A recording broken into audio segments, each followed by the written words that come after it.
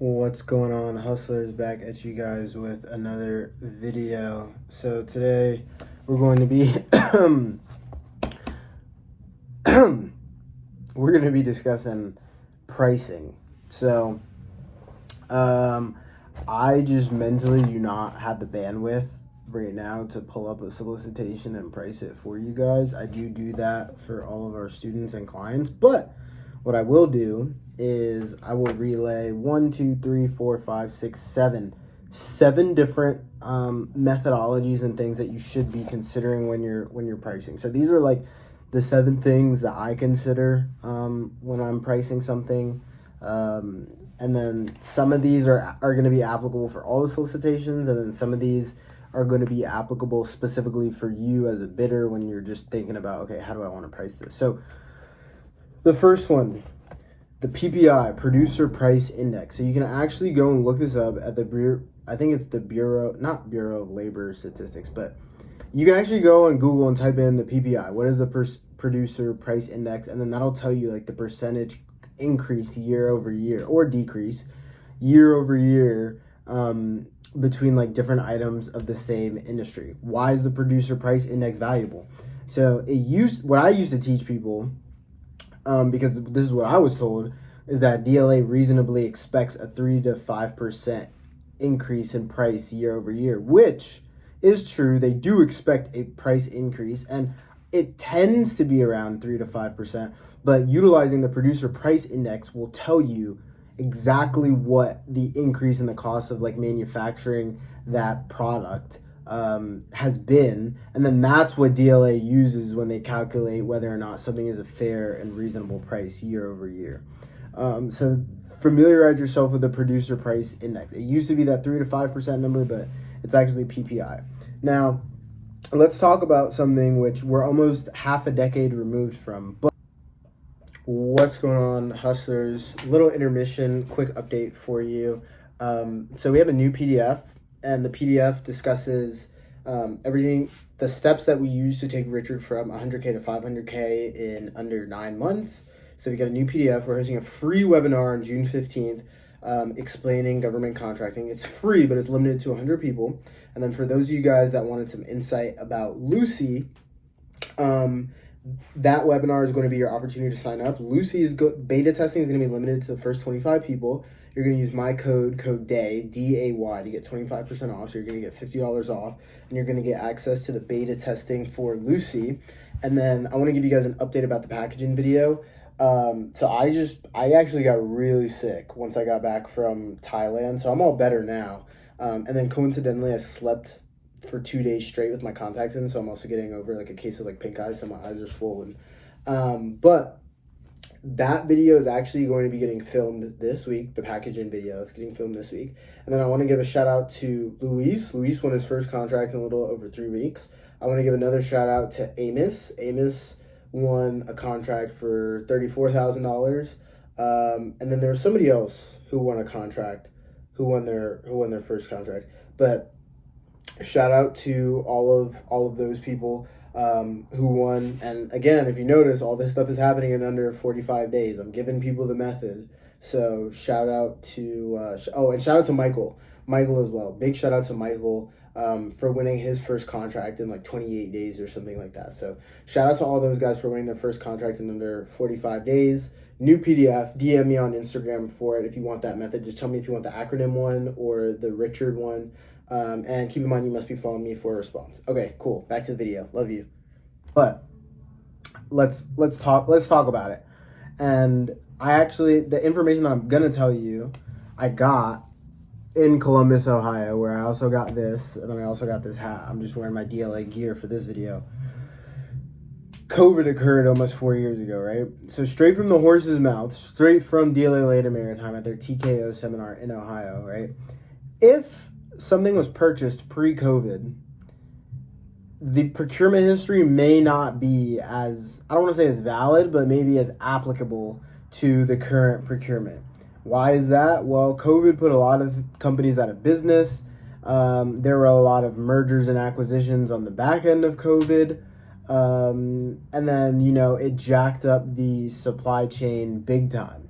So think about if the most recent procurement is pre-COVID and then you're getting a price on something now and the price is drastically different, it's kind of okay for that for the price that you're going to offer to be kind of significantly more expensive, just because, one, if it was pre-COVID, that means it was over 4 years ago. So, you know, if you're looking at if you're using the PPI metric, which on average is about 3 to 5%, but still reference the PPI, it's about a 12% increase in price. And then plus it was pre-COVID, so before the supply chain issues, before a lot of companies went out of business and didn't come back in. So factor that in when you're getting your quote. And one thing that I will say that I need to make, I need to make super clear before I continue is when it comes to pricing, if you've invoked the opportunity cost and you went and you got your quote, and it's viable, right? Like it's submittable, as in like you have the right traceability and all that stuff, submit it. I don't care if you don't think it's competitive or not. It's not your job to determine whether or not something is valuable or is going to be like realistic for DLA. Leave that to DLA. Because as I said, you guys have heard me say this and I'll continue saying it, 51% of the contracts either nobody bids on or only one person bids on them. There's going to be a big thing of thunder in 3, 2, 1, bang. Ooh, I got that right on the money. But it's not your job to self-reject. Leave that up to DLA. There's been so many times where I've submitted something and my pricing was not competitive at all, but I was the only person that bid on it, or I competed with one other person who had like no past performance, and then I provided that same material. So DLA went with me. So it's not your job to self-reject. You invoke an opportunity cost every single time you submit a quote. So if you submitted a quote, go ahead and, if you requested a quote and it's submittable, go ahead and submit it. It's not your job to determine whether or not it's good. The third thing, quantity and price. I'm almost embarrassed that I even have to explain this, but every time I explain it, it's almost like a light bulb goes off for some people, so I'll run through it again. Quantity and price have an inverse relationship. What does that mean, you might ask? When you go to Walmart and you buy the one single 4-pack of toilet paper and it's $4, but then you buy, I don't know, let's say you buy like the 12-pack of toilet paper and then it's only $6. The difference being the 4-pack of toilet paper, each roll is $1. Whereas with the 12-pack of toilet paper, each roll is 50 cents. So as quantity goes up, typically price goes down. And listen, this is just a rule of thumb. It's not the law, but it's applicable about 85 to 90% of the time. So if you're looking at the procurement history and then you see DLA bought 20 mice in 2019, and then they're only trying to buy 5 now, of course your price is going to be more freaking expensive, dude. You're only getting 5 units. So like, don't feel bad about, you know, your price not being competitive. All right. The next thing, and I kind of touched on this with the whole COVID thing, mergers and acquisitions, M&As. This makes me think back to that scene in American Psycho where Christian Bale's sitting down in the club and then he's talking to that lady and she's like, oh, what do you do? And he's like, oh, I'm in murders and acquisitions. Ooh, that was a big one. And he's like, oh, I'm in murders and acquisitions. And she's like, what? And he's like, murders and acquisitions. And she's like, murders and acquisitions. And then she's like, do you like it? And he's like, it's all right. Anyways, that was just like a little rant. I just love that movie. I think Christian Bale's probably like one of my favorite actors. Him, Robert Downey Jr., Denzel. We're getting off topic, but I'll give you one more. And then Leonardo DiCaprio. Oh yeah, those are like my 3 favorites. But yeah, mergers and acquisitions, right? So do your research when you're getting these prices. If you feel like a price is like exorbitantly higher than the last one, look up and see, did a company get acquired by another company?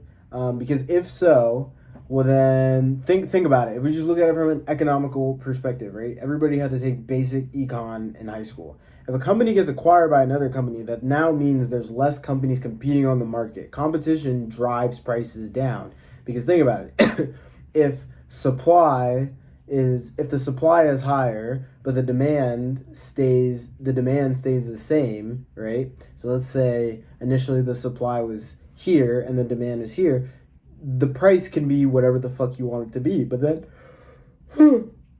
when the supply goes up here, right, then you need to have what is called competition in econ, and then the supply is here, but then the price needs to be down here, so that way, the firms can sell whatever it is that they're selling because there's a larger supply. But the moment that there's competition, and maybe let's say the supply goes back down here, then they can charge really whatever the hell they want because there's less firms in the industry that are producing the item. So let's say maybe it was 4 companies and then it gets consolidated down to 2. Of course, those 2 companies can charge whatever the hell they want. So think about mergers and acquisitions. And then understand the difference between the two. A merger is 2 companies come together. An acquisition is 1 company gets bought by another, right? So the difference is typically with an acquisition, the price of things tends to go up a lot more than a merger, because typically with a merger, those companies are the companies that combine, they still want to serve all their existing customers.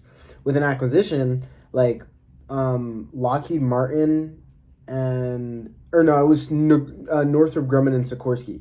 When Northrop Grumman and Sikorsky, when Northrop Grumman acquired Sikorsky, they didn't really care to service like the old customers that Sikorsky had. Northrop Grumman acquired Sikorsky because they wanted Sikorsky to service the new Northrop Grumman customers, or to be able to do a better job than what Northrop Grumman was doing. So they didn't care too much about servicing those other customers. Meaning, they were like, okay, listen, we don't really care if we lose your business, so the price just is what it is. Whereas typically when you have a merger and you still want to service both customers, then the price will stay somewhat the same. Maybe it'll increase a little bit just because of that, supply and demand example that we just ran through, right? So little basic econ lesson for you and how you can apply it to government contracting. The next thing, no procurement history. So when there's no procurement history, this is when we have to, give ourselves like a fundamental understanding of kind of what procurement history is. Procurement history is just precedent, right? So imagine a court of law when like Roe v. Wade was a thing, right? Or Brown v. Board of Education, right? Think about, or the Miranda law, where now you have to be Mirandized every time you get arrested, right? All those things, they just act as precedent. And what does precedent mean for some of you guys who maybe didn't graduate high school? Precedent basically establishes like a way that things are going to be done in the future. So when precedent is established, that means that for all similar situations, that precedent or that law which has been established is now going to be used as a baseline for future decisions to be made on that subject. So, example of precedent, right? Let's say in 2024, the Department of Energy rules in a court of law that they will only ever use AA batteries for mice ever again. So now, what does that mean? It means that this mice can only be used for AA batteries. So now, going forward in all other courts of law, right? Then, if let's say a mice company goes out of business, and then they like try to acquire another company, and they're like, oh well, you have to change your if you want to be in business with us, then you have to change your batteries to AA because that precedent was established. And then the company that gets acquired that's using AAA batteries, they're like, oh fuck you, we want to sue you, etc., etc. Well, the company that just did the acquiring, then they can be like, well, no, there's precedent in a court of law stating that you have to use AA batteries for all these mice. Like, that is basically the basis for all the future decisions ruling on the batteries that have to go into these mice. So that was kind of a long-winded example. It really wasn't the best example, but you guys get the idea. So when there's no procurement history, that means there's no precedent. When there's no precedent, that means that either DLA's never bought that NSN before, or maybe they consolidated NSNs or created a new NSN that they've never purchased before. So you get to determine how you want to price that material. I can't sit here and tell you what this number is going to be. The number that you're going to pick when there is no procurement history is entirely rooted in what you deem to be worth your time, right? So I just got off the phone with a company last week, and he was like, hey, there's no procurement history on this item. What do you want to do? And I was like, well, you have a wife and you have a child and you have another business that you're paying off debt from. So I might be like, okay, it's worth my time if I make $1,000 on this. For you, it might only be worth your time if you make $4,000 on this. So then you have to base your markup and your margin on what you deem to be valuable enough for you to like spend your time and invoke that opportunity cost to fulfill that contract. So that's what you do, and there's no procurement history. Now, this is the methodology that we use at Two Lines Aerospace. This next thing that I'm going to talk about, you guys can do this at your leisure. This is not financial advice, okay? This is not, I'm just take all the information as is, and I need to start putting this in my bio, right?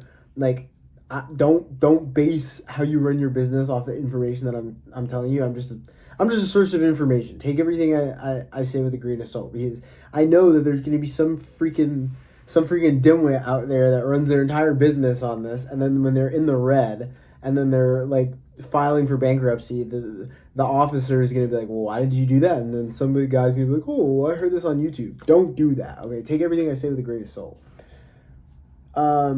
We would do the 5 to 8% method. What is the 5 to 8% method? We would intentionally bid our stuff with only a 5 to 8% margin, and then we would either do it like that, knowing, like, we would have had an agreement with the manufacturer distributor saying, hey, listen, if I win this, you'll give me another 5 to 15% on the back end, or I would just rely on my skills as a master of persuasion and just be like, okay, I'm going to bid this with 5%, and then I'm going to fight like hell to get an additional 5 to 10% on the back end, right? So that's how we would run our business.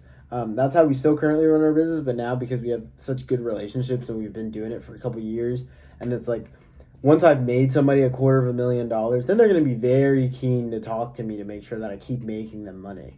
So we just operate at Two Lines Aerospace 5 to 8% rule for stuff that, you know, off the bat doesn't have a super competitive margin. And then we just tell people like, hey, once we win this, what will you do first on the back end? And then typically we're able to come to a very nice agreement.